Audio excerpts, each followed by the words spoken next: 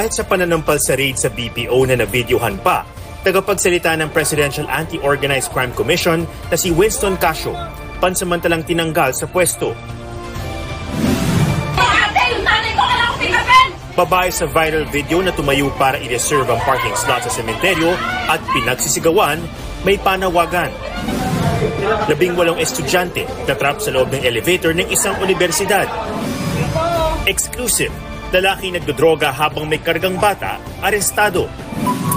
At mahigit 60 higanting Belen na gawa sa recycled at indigenous materials, pinailawan sa pagbubukas ng Belenismo 2024 sa Tarlac.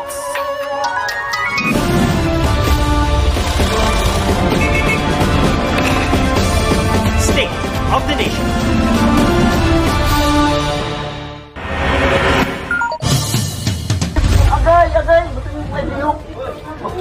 Nakatuhog pa sa bakal na bakod ang kaliwang braso ng binatilyong yan nang respondihan ng mga bumbero sa barangay Calamba, Cebu City. Kinailangang putulin ng grills para matanggal ang 12 anyos na lalaki. Ayon sa ilang nakasaksi, naglalaro siya ng sipa nang lumipad ang kanyang sapatos sa bubong ng kapitbahay. Nang kunin ng sapatos, nadulas siya at sumabit sa bakal. Mabuti na ang kanyang lagay matapos operahan.